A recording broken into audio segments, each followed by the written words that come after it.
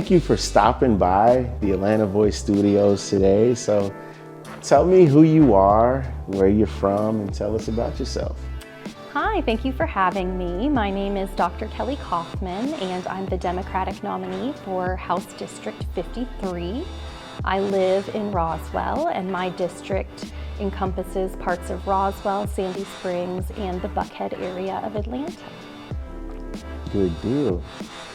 As it stands now, the heartbeat bill is currently law in Georgia.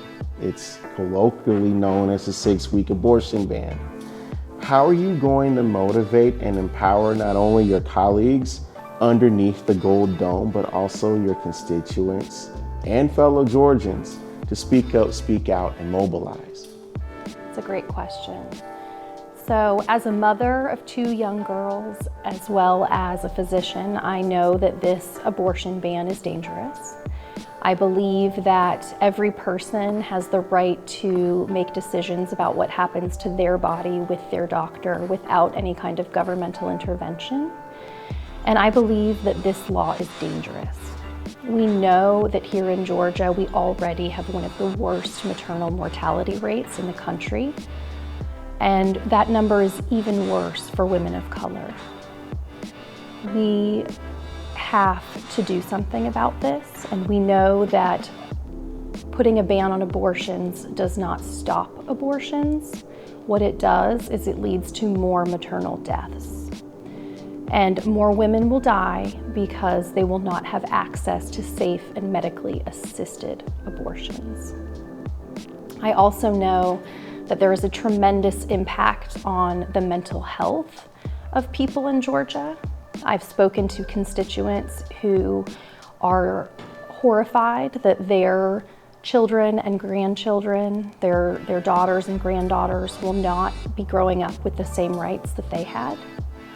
They also fear what happens if they get pregnant, or if they are pregnant, what could happen to them. As a reproductive psychiatrist, I treat many women who are planning a pregnancy or who are pregnant or postpartum, and they're afraid of having a miscarriage and being treated like a criminal, being questioned as if they've done something wrong to hurt themselves. So I intend to work with my colleagues on both sides of the aisle to do something about this so that we can once again have legal, safe, and medically supervised abortion access here in Georgia so that we can keep Georgia women safe and so that we can make some progress on that maternal mortality statistic, which in 2022 is just completely appalling. And we have the medical knowledge to do something about it, and the time to act is now. For the last 2 sessions, the cries for election integrity by the Republican Party have dominated headlines.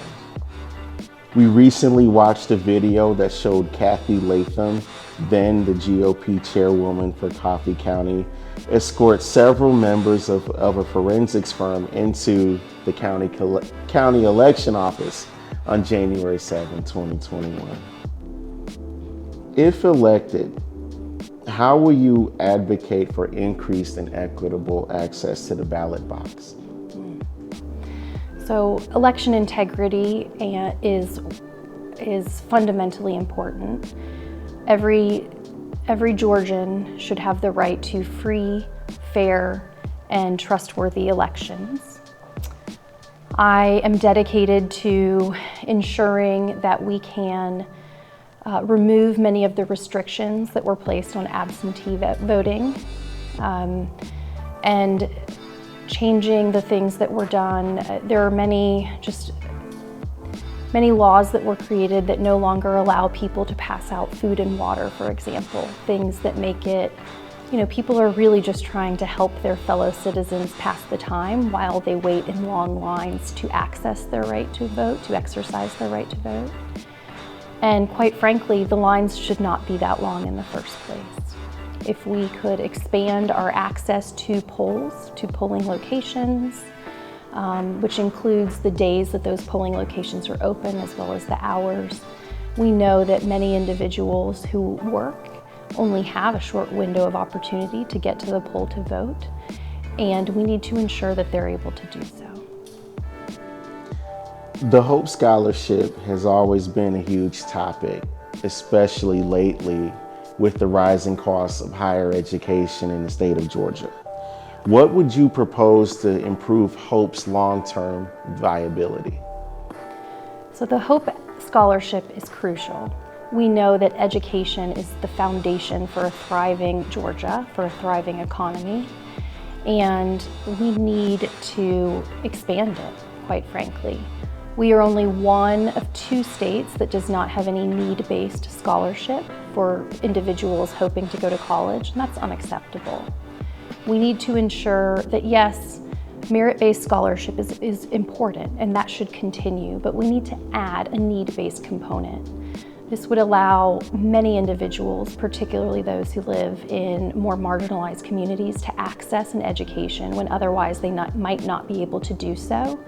And we have funding available to do this. We have smart individuals who can utilize funding, reallocate funding, but absolutely the Hope Scholarship must be expanded. Stacey Abrams has joined Savannah area State Representative Ron Stevens in supporting the idea for casino gambling and legalizing sports betting. Where do you stand on this issue?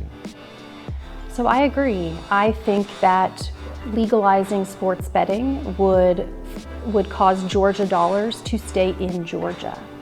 Currently, people who want to participate in sports betting simply leave the state. They go to Tennessee, for example. And if we can keep those Georgia dollars in Georgia, we can use them in a similar manner that we use those lottery dollars to fund pre-K education or some pre-K education here in state.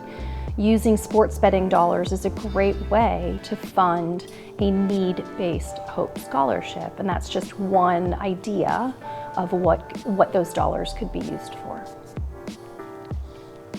If elected, what will be the 3 issues you look to work on in the next legislative session?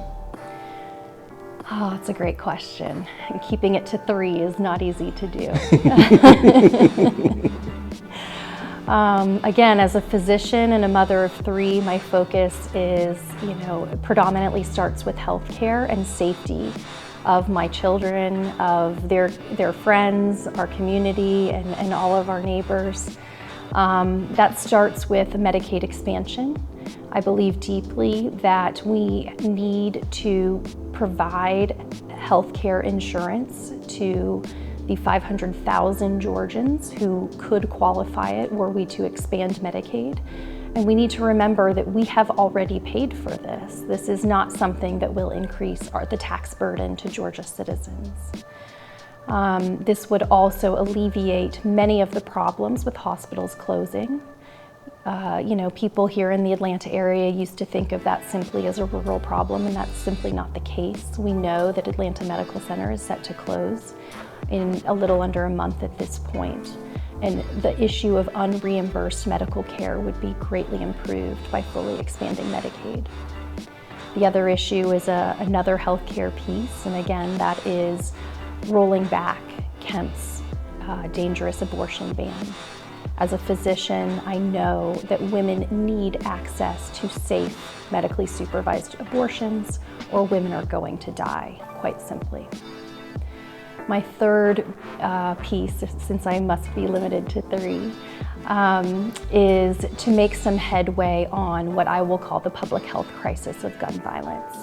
I believe that all of us deserve to feel safe in our communities. When I'm grocery shopping, I want to know that, my biggest worry is, what fruits and vegetables are on sale that week, and not, am I going to leave this grocery store alive? When I walk my daughter to school every morning, I want to drop her off and hug her goodbye, knowing that she's coming back to me at the end of the day. We need to address the loopholes and institute universal background checks So whether you're purchasing your gun from a gun show or from a private citizen, every individual who's purchasing a gun should be subjected to a background check. We also need to strengthen our red flag laws so that guns are not in the hands of violent criminals or other individuals who should not have access to them. And this is just the place to start. Absolutely. It's a personal question, as we say in the legislature, a point of personal privilege. How well do you work with people you fundamentally disagree with? Oh, that's a really good question. So, I think that my role in medicine has given me great experience in that. I have treated people from all walks of life, people who are very similar to me, people who are very different from me. And I mean that really in every manner, from a socioeconomic perspective, from a education perspective, from the kind of values and ethics perspective. And at the end of the day, we all share some common beliefs. And I think that as a psychiatrist, my expertise really is in listening to people. And I believe that I have this skill set to listen and to hear what really matters to people. And I can find that common ground where we share a similar belief system, and I can work to build upon that. I'm not a politician, right? I'm a physician, I'm a mom. I'm here because I don't want to play games. The lives of Georgia citizens are at stake, and we need to do better than that. And I'm really committed to working with my colleagues, both parties, because the work needs to be done, and I'm committed to getting it done. And if that means I have to work with some people who don't share all of my beliefs, it's not a problem. Thank you again for coming today. This is my last question. We'll get you out of here on this. How can people reach you? Oh, that's an even better question. Thank you for asking. So we are across many social media platforms. My website is coffmanforga.com, and I'll spell that because Coffman has many spellings. It's C-O-F-F as in Frank, M-A-N, for ga.com. And I'm also found on Facebook and Twitter and Instagram. And my Instagram and Twitter handle is Coffman4GA, or at Coffman4GA. And on Facebook, you can find me under Kelly Coffman for HD53. You can also email me at kelly@coffman4ga.com, and I'm happy to connect.